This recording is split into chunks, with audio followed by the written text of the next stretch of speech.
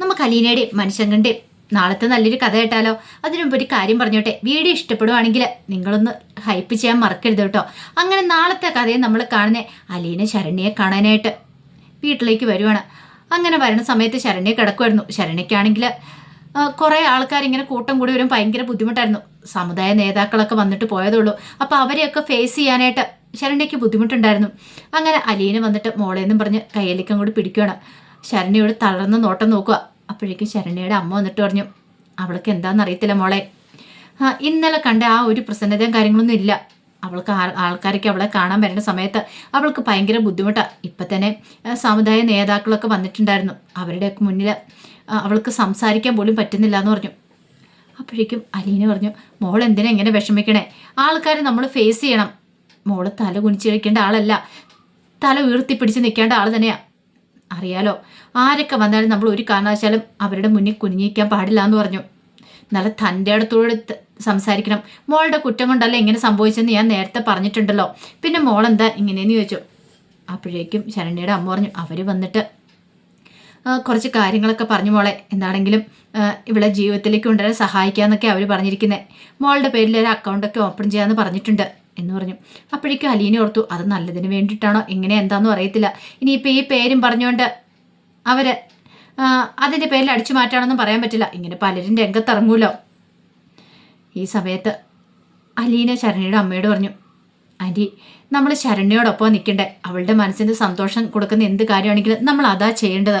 അവളെ മനസ്സിനെ വേദനിപ്പിക്കുന്ന ഒരു കാര്യങ്ങളും നമ്മൾ ചെയ്യരുതെന്ന് പറഞ്ഞു. ഒത്തിരി ആൾക്കാരെ അവൾക്കിപ്പോൾ അഭിമുഖീകരിക്കുന്ന പ്രശ്നമാണെങ്കിൽ അധികം ആൾക്കാരെ പെട്ടെന്ന് തന്നെ അവളുടെ മുന്നിലേക്ക് കടത്തി വിടാതിരിക്കുക. കാരണം അവൾക്ക് ഇഷ്ടമുള്ള ആൾക്കാർ വരട്ടെ, സംസാരിക്കട്ടെ, അവളുടെ മൈൻഡ് ഒന്ന് ഓക്കെ ആയിട്ട് മാത്രം മതി എന്ന് പറഞ്ഞു. കാരണം എല്ലാവരെയും കൂടെ ഫേസ് ചെയ്യുമ്പോൾ അവൾക്ക് അതിൻ്റേതായ ഒരു ബുദ്ധിമുട്ടുണ്ടെന്ന് അലീനയ്ക്ക് മനസ്സിലായിരുന്നു. പിന്നീട് ശരണ്യക്ക് കുറേ കാര്യങ്ങളൊക്കെ പറഞ്ഞു കൊടുക്കുന്നുണ്ട്. ജീവിതത്തിലേക്ക് കരകയറ്റാൻ വേണ്ടുന്ന കാര്യങ്ങളൊക്കെ. ഒരു കാരണവശാലും ശരണ്യ തളർന്നു പോവരുത്. അല്ലെങ്കിൽ ആദ്യം വന്ന് കണ്ടു കഴിഞ്ഞപ്പോഴത്തേനും അലീന വന്ന് കണ്ടപ്പോൾ ശരണ്യ ഈ ഒരു കോലത്തിലായിരുന്നില്ല, വല്ലാത്തൊരു മാനസികാവസ്ഥയിലായിരുന്നു. പക്ഷേ അവിടെ നിന്ന് ഇപ്പോൾ പതുക്കെ റിക്കവറായിട്ട് ഇവിടം വരെ എത്തിയിട്ടുണ്ട്. കുറച്ചൊരു ഭേദമായിട്ടുണ്ട്. അത് അലീനയ്ക്ക് നന്നായിട്ട് മനസ്സിലാവുകയും ചെയ്തു. പിന്നീട് അലീനയെ വിളിച്ചുകൊണ്ട് പോയി ശരണ്യയുടെ അമ്മ കുറേ കാര്യങ്ങൾ പറയുന്നുണ്ട്. മോളെ, നീ വന്നതിന് ശേഷം അവൾ കുറേ മാറ്റങ്ങൾ ഉണ്ടാകാൻ തുടങ്ങിയിട്ടുണ്ട്. എന്താണെന്ന് അറിയത്തില്ല, ഇപ്പം ഞങ്ങൾക്കും ഒരു ആത്മവിശ്വാസമൊക്കെ തോന്നി തുടങ്ങിയിട്ടുണ്ട്. ആദ്യം ഞങ്ങൾക്കും ഒരു പ്രതീക്ഷ ഉണ്ടായിരുന്നില്ല, പക്ഷെ ഇപ്പം ഞങ്ങൾക്ക് നല്ല പ്രതീക്ഷയാണ് അവൾ ജീവിതത്തിലേക്ക് തിരികെ വരുമെന്ന്. എന്താണെങ്കിലും അതിൻ്റെ നന്ദിയും കടപ്പാടും മോളോടുണ്ടായിരിക്കും എന്ന് പറഞ്ഞു.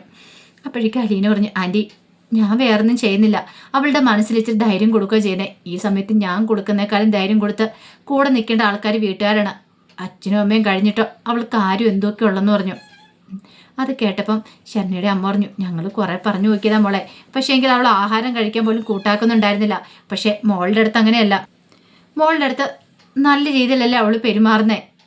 മോളോട് മാത്രം ഇത്ര ഇതായിട്ട് അവൾ സംസാരിക്കുന്നത്. വേറെ ആര് വന്നാലും അവൾ മൈൻഡ് പോലും ചെയ്യത്തില്ലെന്ന് പറഞ്ഞു. അലീന പറഞ്ഞു, അതൊക്കെ നമുക്ക് പതുക്കെ മാറ്റിയെടുക്കാം. ഒറ്റയടിക്ക് മാറ്റിയെടുക്കാൻ പറ്റില്ല, എന്നാലും ജീവിതത്തിലേക്ക് കൈപിടിച്ച് കൊണ്ടുവരാമെന്നൊക്കെ ഉറപ്പ് കൊടുക്കുന്നുണ്ട്. അതേ സമയത്ത് കമല ശിവശങ്കറിൻ്റെ അടുത്തേക്ക് വന്നു. എന്നിട്ട് പറഞ്ഞു, ശിവേട്ടാ, ഒരു കാര്യം എനിക്ക് മനസ്സിലായെന്ന് പറഞ്ഞു. എന്ത്? അലീനയുണ്ടല്ലോ അടിക്കടിക്ക് ആ ശരണ്യയുടെ വീട്ടിൽ പോകുന്നുണ്ട്. അതെന്തിനാണെന്ന് അറിയാമെന്ന് ചോദിച്ചു. എന്തിന്? മിക്കവാറും അവളെ സ്വാധീനിക്കാനായിരിക്കും. ഓരോന്നൊക്കെ പറഞ്ഞ് ആ ശരണ്യയെ സ്വാധീനിച്ച് രോഹിത്തിനെ പുറത്തിറക്കുമെന്ന് പറഞ്ഞു. നമ്മുടെ മോൻ അകത്ത് തന്നെ കിടക്കുമെന്ന് പറഞ്ഞു. അത് കേട്ട് കഴിഞ്ഞപ്പം ശിവശങ്കരൻ പറഞ്ഞു, നീ എന്ത് വർത്താനം പറയണേന്ന് ചോദിച്ചു. ഞാൻ പറഞ്ഞ ഒരു തെറ്റുമല്ല. സംശയം ഉണ്ടെങ്കിലേ ശിവേട്ടൻ കണ്ടു, സംഭവിക്കാൻ പോകുന്ന കാര്യം അതാണ്. അവൾ അവിടെ പോകുന്നുണ്ടെങ്കിൽ അത് രോഗത്തിനെ രക്ഷിക്കാൻ വേണ്ടി മാത്രം. എനിക്കത് പലപ്പോഴും മനസ്സിലായതാ. ഒടിവിൽ കണ്ടോ, ഈ പറയുന്ന ശരണ്യ രോഗത്തിന് വേണ്ടിയിട്ട് ചിലപ്പോൾ കാല് വരും. കാരണം രോഹിത്തിനെ രക്ഷിക്കുകയും ചെയ്യും. ശരണ്യ പറയും രോഹിത്ത് അങ്ങനെയൊന്നും ചെയ്തിട്ടില്ല എന്ന്. അവസാനം നമ്മുടെ മോനും ബാക്കി രണ്ടുപേരും അകത്ത് കിടക്കുമെന്ന് പറഞ്ഞു. അത് കേട്ട് കഴിഞ്ഞപ്പം ശിവശങ്കരൻ പറഞ്ഞു, അങ്ങനെ ഒരാളെ മാത്രം അങ്ങനെ രക്ഷിച്ചെടുക്കാൻ പറ്റത്തില്ലല്ലോ. അല്ല ശിവേട്ട, അവൾ മൊഴി കൊടുക്കുന്ന പോലെ ഇരിക്കില്ലേ കാര്യങ്ങൾ. അവൾ ചിലപ്പം പറയാ രോഹിത്തിനെ പീഡിപ്പിച്ചിട്ടില്ലെന്ന് പറഞ്ഞാൽ പിന്നെ രോഹിത്തിനെ കോടതി വെറുതെ വിടത്തില്ലേ? കാരണം അതിജീവിത പറയുന്ന മൊഴിയുടെ അടിസ്ഥാനത്തിലായിരിക്കില്ല കാര്യങ്ങളെന്ന് പറഞ്ഞു. അത് കേട്ടപ്പം ശിവശങ്കരൻ തോന്നി അത് ശരിയായിട്ടുള്ള കാര്യമാണ്. ഈ സമയത്ത് ശിവശങ്കരൻ ചോദിച്ചു, ഇനിയിപ്പോൾ എന്ത് ചെയ്യുമെന്ന് ചോദിച്ചു. എന്ത് ചെയ്യാനാ, എങ്ങനെയെങ്കിലും അലീനയെ കൊണ്ടെന്ന് പറയിപ്പിച്ച് നോക്ക്. കാരണം നമ്മളാരും പറഞ്ഞിട്ടുണ്ടെങ്കിൽ അലീന കേൾക്കുമെന്ന് തോന്നില്ല. ഒരു കാര്യം ചെയ്യുക, ചിലപ്പോൾ വൈജ പറഞ്ഞിട്ടുണ്ടെങ്കിൽ അവൾ അനുസരിക്കുമെന്ന് അറിയില്ല എന്ന് പറഞ്ഞു. വൈജയന് സംസാരിക്കോ? വൈജയോടൊന്ന് ചോദിച്ചു നോക്ക്, ചിലപ്പോൾ അവള് പറയുവാണെങ്കിൽ എന്തെങ്കിലുമൊക്കെ നടക്കുമെന്ന് എനിക്ക് തോന്നേ. അത് കേട്ട് കഴിഞ്ഞപ്പോൾ ശിവശങ്കരൻ പറഞ്ഞു, വൈജയുടെ സ്വഭാവം നിനക്കറിയാൻ മേലേ കമലേ, എന്ന് പറഞ്ഞിട്ട് കാര്യമില്ലല്ലോ.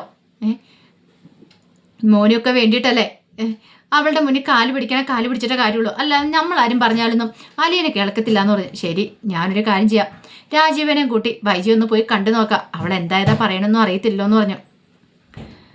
ഇതേ സമയത്ത് അലീന വീട്ടിലേക്ക് വന്നു കഴിഞ്ഞപ്പോഴത്തേനും ബാലേന്ദ്രൻ ശരണ്യയെക്കുറിച്ചൊക്കെ ചോദിക്കുന്നുണ്ട്.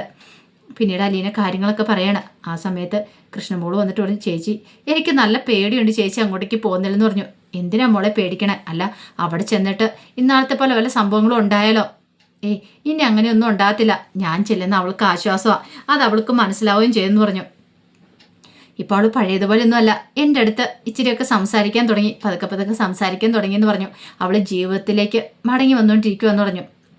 കൃഷ്ണമോള് പറഞ്ഞു, എനിക്ക് ഉറപ്പുണ്ട് ചേച്ചി പോയാൽ ചേച്ചിനെ കൊണ്ടത് സാധിക്കുമെന്ന്, പക്ഷെ മറ്റുള്ളവർ ചേച്ചിനെ ഉപദ്രവിക്കുമെന്ന് മാത്രം എനിക്ക് പേടിയുള്ളെന്ന് പറഞ്ഞു.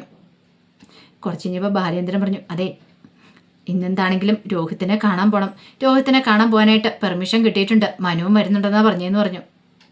അങ്ങനെ ഒടുവിൽ എന്ത് ചെയ്തു, മനുശങ്കറും കൂടെ വന്നു. അങ്ങനെ അലീനയും മനുശങ്കറും ബാലേന്ദ്രനും കൂടെ ജയിലിലേക്ക് പോവാണ്. അപ്പോൾ രോഹിത്തിനെ ഹരിനെയൊക്കെ കാണാൻ പറ്റുമെങ്കിൽ കാണാമല്ലോ എന്ന് വിചാരിച്ചിട്ടാണ് അങ്ങോട്ടേക്ക് പോകുന്നത്. ആ സമയത്ത് ശിവശങ്കരനെയും രാജീവനും കൂടെ ഹോസ്പിറ്റലിലേക്ക് വരുവാണ്. അങ്ങനെ അവരെ കണ്ടു കഴിഞ്ഞപ്പോഴത്തേനും വൈജിക്ക് ഇത്തിരി സമാധാനമായി. വൈജി ചോദിച്ചു, എന്തായി ശിവേട്ട കാര്യങ്ങളൊക്കെ, വക്കീലിനെ കണ്ടോ, വക്കീൽ എന്ത് പറഞ്ഞെന്നൊക്കെ ചോദിച്ചു. ശിവശങ്കരൻ പറഞ്ഞു, ജാമ്യം കിട്ടുന്ന കാര്യത്തിൽ ഇത്തിരി ബുദ്ധിമുട്ടുണ്ട്, നിനക്കറിയാലോ നിസാര കാര്യമൊന്നുമല്ലത്, കൂട്ടബലാത്സംഗ കേസാ, അതുകൊണ്ട് പ്രതികൾക്ക് ജാമ്യം കിട്ടാൻ ബുദ്ധിമുട്ടാണെന്നാ വക്കീൽ പറയണേ. ഇനിയിപ്പോൾ അങ്ങനെ കിട്ടണമെങ്കിൽ ആ അതിജീവിതം ഉണ്ടല്ലോ, ആ പെൺകുട്ടി മൊഴി മാറ്റി പറയണമെന്ന് പറഞ്ഞു. മൊഴി മാറ്റി പറയണമെന്നോ? അതെ, മൊഴി മാറ്റി പറയണം, ഇവർ പീഡിപ്പിച്ചിട്ടില്ലെന്ന്. അങ്ങനെയാണെങ്കിൽ മാത്രമേ ഒരു കുഴപ്പം കൂടാതെ ഇവർ പുറത്തിറങ്ങത്തുള്ളൂ, അല്ലെങ്കിൽ അറിയാലോ എന്തൊക്കെയാണ് സംഭവിക്കുന്നത് പോലും അറിയത്തില്ല. അത് കേട്ട് കഴിഞ്ഞപ്പോൾ വൈജി പറഞ്ഞു, അതിനങ്ങനെ വല്ലതും സംഭവിക്കുമെന്ന് ചോദിച്ചു. അതാ പറഞ്ഞ അങ്ങനെ ഒരു പ്രശ്നമുണ്ട്, ഈ അലീന ഇടയ്ക്കിടയ്ക്ക് അങ്ങോട്ട് പോകുന്നുണ്ടെന്നല്ലേ പറഞ്ഞ, അങ്ങനെയാണെങ്കിൽ അലീന വിചാരിച്ചിട്ടുണ്ടെങ്കിൽ മിക്കവാറും നടക്കാൻ വഴിയുണ്ടെന്ന് വൈജിയോട് ശിവശങ്കരൻ പറഞ്ഞു. അത് കേട്ട് കഴിഞ്ഞപ്പോഴത്തേനും വൈജി ചോദിച്ചു, അവളോ? അവൾ പറഞ്ഞിട്ടുണ്ടെങ്കിൽ ആ പെണ്ണ് കേൾക്കുമെന്ന് ചോദിച്ചു. മിക്കവാറും കേൾക്കും, പൈസയൊക്കെ ഓഫർ ചെയ്തിട്ടൊന്നും കാര്യമുണ്ടെന്ന് എനിക്ക് തോന്നുന്നില്ല, അങ്ങനെ ആ ഓഫറിലൊക്കെ അവർ വീഴുമെന്നും അറിയത്തില്ല, അങ്ങനെ ആ വഴിക്ക് ശ്രമിക്കണമെങ്കിലും അലീന നമുക്ക് സപ്പോർട്ടായിട്ട് ഉണ്ടായിരിക്കണമെന്ന് പറഞ്ഞു. അലീന മുഖാന്തരമാണെങ്കിൽ ഒരു പക്ഷേ എന്തെങ്കിലുമൊക്കെ നടക്കുമെന്ന് പറഞ്ഞു, അവരെ നമുക്ക് പുറത്തു കൊണ്ടുവരാൻ പറ്റുമെന്ന് പറഞ്ഞു. അതിന് നീയും കൂടെ ഒന്ന് സഹായിക്കണമെന്ന് പറഞ്ഞു. ഞാൻ എങ്ങനെ സഹായിക്കാനാന്ന് ചോദിച്ചു. അതെ, നീ അലീനയെ വിളിച്ചൊരു കാര്യമായിട്ടൊന്ന് പറഞ്ഞു നോക്ക്, അലീന നീ പറഞ്ഞിട്ടുണ്ടെങ്കിൽ ചിലപ്പോൾ അനുസരിക്കുമെന്ന് പറഞ്ഞു. അത് കേട്ട് കഴിഞ്ഞപ്പോഴത്തേനും വൈജി പറഞ്ഞു, അങ്ങനെ അവൾ പറഞ്ഞിട്ട് അതെ എൻ്റെ മോന് ജയിലിൽ നിന്ന് ഇറങ്ങണ്ട, അവൻ അവിടെ കിടന്നോട്ടെ എന്ന് പറഞ്ഞു. രാജുവും ചോദിച്ചു, അല്ല വൈജെ, നിന്റെ മോൻ തന്നെയല്ലേ അവന്, പിന്നെ നീ എന്തിനാ ഇങ്ങനെ മസുര പിടിക്കണമെന്ന് ചോദിച്ചു. ഇതേ രാജീവേ, അതൊന്നും പറഞ്ഞിട്ട് കാര്യമില്ല, എനിക്ക് അവളുടെ മുന്നിൽ തല കുമ്പിടാൻ പറ്റില്ല എന്ന് പറഞ്ഞു. എങ്കിൽ വേണ്ട, നിനക്ക് പറ്റില്ലെങ്കിൽ വേണ്ട, ഞങ്ങൾ എന്തിനാ എത്ര റിസ്ക് എടുക്കണേ എന്ന് രാജുവിനും പറയണം. ഈ സമയം ശിവശങ്കരൻ പറഞ്ഞു, കാര്യം പറഞ്ഞ എൻ്റെ മോനെ ഹരി, അവൻ തെറ്റ് ചെയ്തിട്ടുണ്ടെങ്കിൽ അവന് ശിക്ഷ കിട്ടണമെന്നൊരു നിലപാടിലാണ് ഞാനുണ്ടായിരുന്നത്. പക്ഷേ എത്രയൊക്കെ എന്ന് പറഞ്ഞാലും എൻ്റെ മകനല്ലേ, അവൻ അങ്ങനെ അകത്ത് കിടക്കുന്നത് കാണുമ്പം സഹിക്കാൻ പറ്റുന്നില്ല. അപ്പോൾ ഏതെങ്കിലും മാർഗത്തിലൂടെ അവന് ജാമ്യമെങ്കിലും എടുക്കാൻ പറ്റുമെന്ന് ശ്രമിച്ചുകൊണ്ടിരിക്കുന്നത്. അതുകൊണ്ടാണ് ഞങ്ങൾ ഇങ്ങോട്ടേക്ക് വന്ന് നിന്നോട് വന്ന് സംസാരിക്കുന്നത്. ഞങ്ങൾ എവിടെയൊക്കെ പോയി എന്തൊക്കെ ആരുടെയൊക്കെ കാലെ കയ്യെ വീണെന്നറിയാവോ, പക്ഷെ ഓരോരുത്തൊന്നും ഞങ്ങൾക്ക് പ്രതീക്ഷയുടെ ഒരു വകയും കിട്ടിയില്ല. നിനക്ക് ഇവിടെ നിന്നിട്ട് ഇങ്ങനെ പറഞ്ഞാൽ മതി, നിനക്ക് അലീനയോട് പോലും ഒന്നും സംസാരിക്കാൻ പറ്റില്ലല്ലേ, അത്രമാത്രം നിനക്ക് ബുദ്ധിമുട്ടാണെന്ന് ചോദിച്ചു. അപ്പോഴേക്കും വൈജു പറഞ്ഞു, ഞാൻ എങ്ങനെ ശിവേട്ട അവളോട് അപേക്ഷിക്കണമെന്ന് ചോദിച്ചു. ദേ നിനക്ക് കൊമ്പൊന്നുമില്ലല്ലോ, നീ ആദ്യം മോളെ നിങ്ങൾ താഴേക്ക് ഇറങ്ങി വാ, നിന്റെ അഹങ്കാരവും പറച്ചിലിനും ഇപ്പോൾ ഒരു കുറവില്ലല്ലേ. അത് കേട്ട് കഴിഞ്ഞപ്പോൾ വൈജു പറഞ്ഞു, അഹങ്കാരമൊന്നുമല്ല, അവൾ കാരണം ഈ പ്രശ്നങ്ങളൊക്കെ എന്ന് പറഞ്ഞു. അത് കേട്ടപ്പോൾ ശിവശങ്കരൻ പറഞ്ഞു, അലീനയല്ല കാരണം, ഒക്കത്തിനും കാരണം നീയാന്ന് പറഞ്ഞു. ഞാനോ? അല്ല പിന്നെ, എല്ലാത്തിനും ഒരു പരിധിയില്ലേ, സഹിക്കുന്നതിനും ക്ഷമിക്കുന്നതിനും ഒക്കെ. നീ ആരാന്ന് നിന്റെ വിചാരം എന്നൊക്കെ പറഞ്ഞുകൊണ്ട് കുറേ ചീത്ത പറയുന്നുണ്ട്. അവർ രണ്ടുപേരും കൂടെ ചേർന്നിട്ട്. വൈജിക്കാണെങ്കിൽ എന്ത് ചെയ്യണമെന്നറിയത്തില്ല, വല്ലാത്തൊരു ടെൻഷനായിപ്പോയി. ആ സമയത്ത് മനുവും അലീനയും ബാലേന്ദ്രനും കൂടെ രോഹിത്തിനെ കാണാനായിട്ട് അങ്ങോട്ട് ചെല്ലുകയാണ്. അങ്ങനെ അവിടെ പോയി വെയിറ്റ് ചെയ്ത് നിൽക്കുകയാണ് അവൻ്റെ വരവിന് വേണ്ടിയിട്ട്. ബാലേന്ദ്രനൊക്കെ നല്ല ടെൻഷനുണ്ട്, കാരണം ഒരിക്കലും ആഗ്രഹിച്ചൊരു കാര്യമില്ല മകൻ ഇങ്ങനെ ഒരു സിറ്റുവേഷനിൽ കാണേണ്ട വരുമെന്ന്. അവന് പഠിച്ച് നല്ലൊരു ജോലിയൊക്കെ വാങ്ങി ഉയർന്ന നിലയെ കാണണമെന്ന് ആഗ്രഹിച്ചൊരു അച്ഛനാണ് ഒടുവിൽ ജയിലിൽ വന്ന് മകനെ കാണുന്നത്. അത് നെഞ്ചു പൊട്ടുന്ന വേദനയോട് കൂടിയിട്ട്. അപ്പോൾ അതിൻ്റെ വിശേഷങ്ങളൊക്കെ നമ്മൾ കാണാൻ പോകുന്നത്. ആ വിശേഷങ്ങൾക്കായി നമുക്ക് എല്ലാവർക്കും കാത്തിരിക്കാം കേട്ടോ. ഒരിക്കൽ കൂടി എല്ലാവർക്കും ശുഭരാത്രി നേർന്നോട് നിർത്തുന്നു. നന്ദി.